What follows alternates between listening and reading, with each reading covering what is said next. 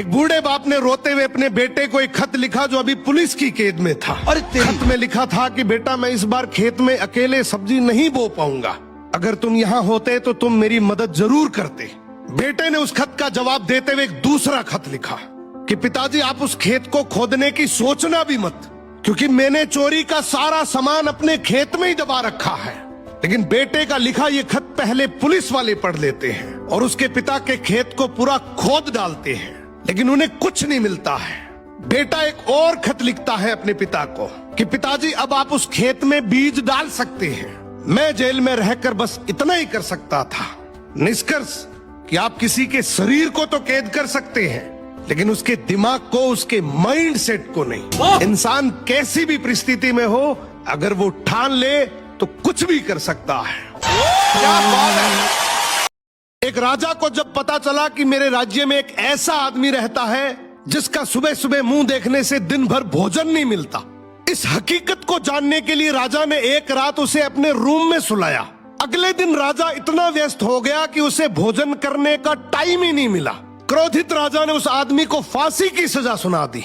फांसी के टाइम जब उस आदमी से आखिरी इच्छा पूछी गई तो उसने कहा, राजन जब आपने मेरा मुंह देखा तो आपको भोजन नसीब नहीं हुआ, लेकिन जब मैंने आपका सुबह सुबह मुंह देखा तो मुझे तो मौत की सजा मिली है। ये सुनते ही राजा का सर शर्म से झुक गया और भरी भीड़ में एक संत की वाणी बोली, बुरा जो ढूंढन में चला बुरा न मिलिया कोई, जो दिल खोजा आपना मुझसे बुरा न कोई। जिंदगी में भूल कर भी ये 4 गलतियां कभी मत करना। पहली, फिजूल खर्च, पैसे को ऐसे बचाओ जैसे गर्मी में पानी बचाते हो, क्योंकि जब सच में जरूरत पड़ेगी तो कोई साथ नहीं देगा।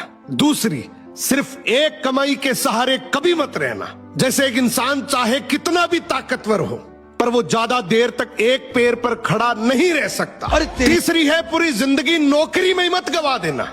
मौका मिले तो खुद का कोई छोटा बड़ा बिजनेस जरूर शुरू करना, तभी आप अपने सपने पूरे कर पाएंगे।